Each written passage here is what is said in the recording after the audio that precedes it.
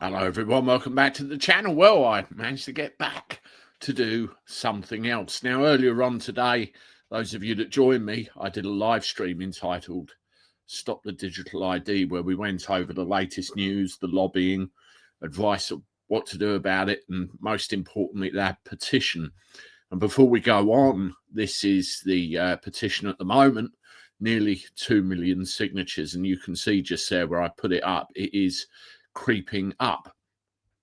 Now, one of the most important things and one of the most powerful things you can do right now is lobby your MP, lobby your local MP, write to them and ask them if they will put their name to this letter here. This is what Rupert Lowe has put together. You can see a small collection of names on there. It's basically, Dear Prime Minister, we're writing to register our profound and passionate opposition to your reported plans for a compulsory UK-wide digital identity scheme. Such a policy would represent an unprecedented level of state control over British citizens. Now, park the word state control for a moment. We'll come back to that. This is a fundamental change to the relationship between the individual and the state. It's dangerous, intrusive, and deeply un-British. It risks building the foundations of a surveillance state, one that will inevitably expand in scope over time. We urge you to abandon these plans immediately. At the very least, you must commit to bringing any proposal before Parliament for full scrutiny and a free vote, and to fully consult the public before attempting to impose such a drastic measure on a reluctant country. The British people do not want this. The British people do not need this. Compulsory digital ID would mark a dangerous and permanent shift in the balance of power between government and governed. We will oppose it at every stage. Yours sincerely. And you can see a little collection there. Now, it is vitally, vitally important that you understand that as many MPs' voices are heard on that letter as possible. Now, whether it's Conservative, whether it's Labour, whether it's Lib Dem or Reform, get in contact with them and say, look, this letter is here. We need you as our representative in Parliament to put your name to it. And just a reminder of the consequences that's here. And that is why today I am announcing this government will make a new free of charge digital ID mandatory for the right to work by the end of this Parliament. Let me spell that out. You will not be able to work in the United Kingdom if you do not have digital ID. It's as simple as that. Now, that's the starting point. Obviously, that was Keir Starmer saying you will not be able to work if you do not have a digital ID. It's as simple as that. And there is already an awful lot of pressure on Keir Starmer to bin this at this very early stage. And I was quite pleased to receive an email along those lines earlier. Now, you start with your ability to work. And what you have to understand, which is very important, this can be scaled up to any number of things. Now, I thought it would be a good idea if I did a bit of research and forget China. You know, we know all about China and where they stand, but I wanted to do a bit of research and find somewhere else that has a digital ID system in place, what is attached to it, and more importantly, or just as importantly, the consequences of not having one. And my research led me to the United Arab Emirates. And I want to bring you this research here that I did. I used Grok for the sake of speed. What it did, it basically interrogated all of the websites I asked it to and pulled the information from it. And it provides a good summary. So here we go. Have a listen to this and you'll see. Yes, the UAE operates a comprehensive national identity card scheme known as the Emirates ID. And, you know, ours would be known as a Brit ID or Brit card if it came into being. This is a mandatory biometric smart card issued by the Federal Authority for Identity, Citizenship, Customs and Port Security, established under Federal Law Number 9 of 2006 on population register an identity card with subsequent amendments. So again, they bring it in at a level and then they can scale it and add stuff to it. It serves as the primary proof of identity for all UAE citizens, residents, including expats, GCC nationals, and even newborns. Over 98% of UAE residents hold an active Emirates ID, making it a cornerstone of the country's identity management system. The scheme enhances national security, streamlines public services. Now, this is the thing, public services, and enables digital transactions. Those are the things, right? The key things right there. That's where this could go in this country. Through integration with platforms like UAE Pass, a secure digital identity solution for logging into government and private services. Failure to obtain or carry the card can result in fines starting 30 days after the expiration. So how does the Emirate ID scheme work? The Emirate ID is a multifunctional contactless smart card with advanced security features, including a microchip for data storage, fingerprint biometrics, ultraviolet ink, and a unique lifelong identity number, a sole unrepeated identifier for accessing services. Here's a breakdown of its key aspects. So eligibility, first of all, mandatory for all UAE citizens. So, you know, they're saying the same thing here. Expats, GCC nationals residing in the UAE, and visitors seeking a residence permit. This includes children and newborns. Exemptions, short-term tourists do not require one, but anyone staying longer than a tourist visa allows must apply for one. This is the application process. Secure a UAE residence visa for non-citizens through your employer, sponsor, or relevant authority. Apply online via the ICP website or mobile app. And you need a valid passport, recent passport size photo. I mean, you're using ID to effectively get ID, proof of address, proof of kinship, biometric data. And it takes about 10 days to get one, or faster if you pay an enhanced fee. And there's a bit about the renewal process there as well. You know, how long they're valid for and everything else. Now, this is a thing, right? This is important. Key uses and benefits. This card is essential for daily life and cannot be replaced by a passport for most purposes. That key there, essential for daily life. That is the worrying thing. Identification, primary ID for all official interactions must be carried at all times. So it creates a very much papers, please environment. Government services, so access to healthcare, education, utilities, welfare, filing your tax returns, e-government portals, all tied to this card. Financial and private sector, opening bank accounts, signing contracts, employment verification, again, all tied to the card. That's where it will go in this country if it's allowed to happen. Travel and immigration, it acts as a travel document for UAE citizens within GCC countries. Enables fast e-gates at UAE airports for residents. Voting for citizens, driver license applications, and even some private services like hotel check-ins. So at the end of the day, if you don't have one of these cards, you can't function within that environment. That is what they will do to you here if it is allowed to continue. Loss, damages, or changes, you must report immediately. With your passport, the old card is deactivated and there's a processing fee to get a new one. Any updates, notify ICP within 1 month of changes, e.g. address, marital status, name.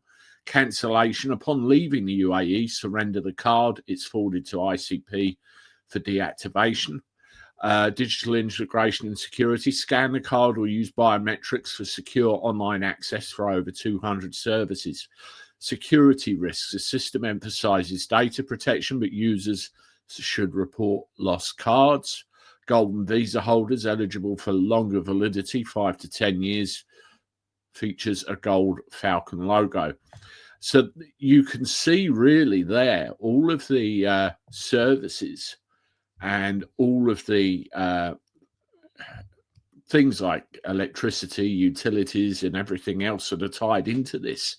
And by the looks of it, they introduced it and said this is for this, and then pushed it and tied every aspect of daily life into this thing. And that is what will happen here if allowed to continue unpinged. Now, what I was interested in as well is what is the consequences of not having one? So if you lost it, you weren't eligible for one, or you were there as an undocumented arrival, what would be the consequences? And that is really the frightening part. Now let's continue and have a look at this. So consequences of not having a valid Emirates ID. So there'll be legal penalties and fines. UAE law mandates that all residents and citizens apply for or renew their Emirates ID promptly. Failure to renew within 30 days of expiry incurs a fine of AED 20 per day, capped at AED 1,000 per violation. I assume AED is the local currency. Non-possession, not carrying or presenting the Emirates ID when required by authorities during spot checks by police or immigration officials can result in fines or detention for verification of identity. The exact penalty depends on the context, but normally starts at 200 for non-compliance. For expats, failing to maintain a valid Emirates ID may flag you as an overstayer or undocumented individual, potentially leading to arrest, detention, or deportation proceedings. So this is the important thing where we get into restrictions. And again, you have to think about what's going on here. So government services, without an Emirates ID, you cannot access critical services, including healthcare, welfare or social services, education enrolment for children, utility connections, electricity, water, internet, tax filing or government portal services. Financial transactions, banks require the Emirates ID to open accounts, process loans or conduct major transactions. Without it, you're unable to access any of that. Employment, employers mandate a valid Emirates ID for hiring, payroll, labour contract registration. Without one, you can't work legally, risking termination or inability to secure employment. So literally, if you do not have one of these cards in the UAE, you're toast. Inability to travel or move freely. The Emirates ID is required for e-gates at UAE airports and for certain inter-Emirate checkpoints, especially for residents. Without it, you may face delays or be denied boarding for flights. International travel, the Emirates ID serves as a travel document within GCC countries. Without it, you may be unable to travel to neighbouring states. Expats without a valid ID linked to a visa cannot exit the UAE legally without resolving their status, as immigration authorities at airports or borders will flag the absence of a card. Social and practical challenges. Many private services, such as signing a tenancy agreement, checking into hotels, or even purchasing a SIM card for your mobile phone, all requires an Emirates ID. Without it, nothing. You won't be able to secure housing, communication, or other essentials. The UAE Pass digital identity platform, which relies on the Emirates ID, is required for over 200 services. Without the ID, you're locked out of any government services that you may need.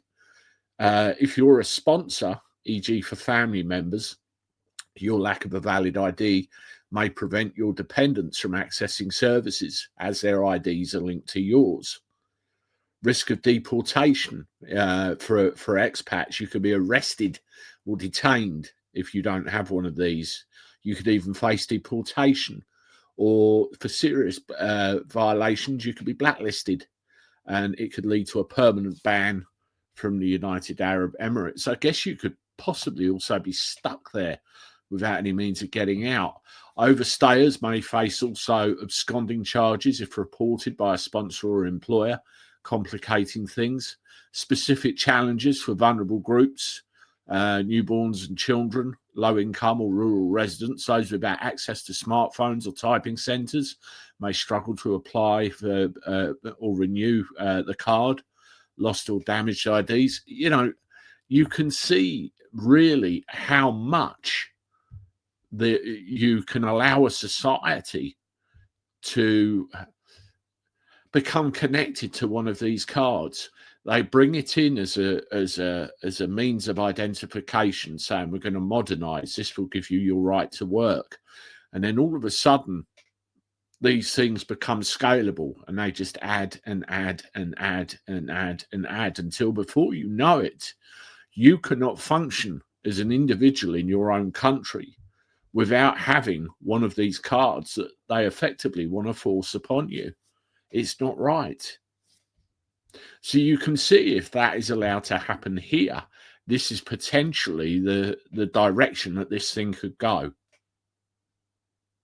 So I hope that little description of what goes on over the UAE gives you some idea of where this could be headed.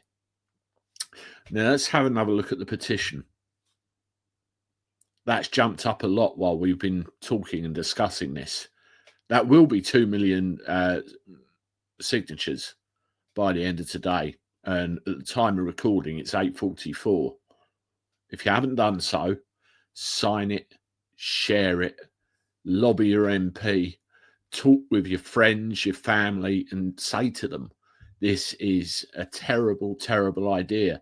This has been tried before. Remember the live stream I did earlier where we talked about what happened after World War II, where that fella said, no, I'm not showing you my ID card. Historically, in this country, this has been bad, bad, bad. Now, also, when you look at it, this is in violation of so many rights. You look at the European Convention of Human Rights, not my favourite, but you have a right to a private life. You have a right to other things. I think it's under Article 8 or something like that. The English Bill of Rights, you have a right to a private life. Think about it. Really think about it. Speaking of the English, I will be going to Essex tomorrow to see this guy in all his glory. This is Graham Moore, the leader of the English Constitution Society. He will be in Leigh-on-Sea. I think it's Café de l'Omar or Bogomar. I can't remember without looking, but he will be doing a seminar between 2 and 6, I think, on the English Constitution, English law, and how that can actually be used to protect your rights, protect yourself. If you can get there or you're in the Essex area, please come along, check it out. Be worth a listen. Anyway, that's all. Please subscribe to the channel, hit the like button, share this everywhere, particularly, subjects as important as this one. Have a good rest of the evening, good rest of the weekend. I look forward to talking to you soon. Toodaloo.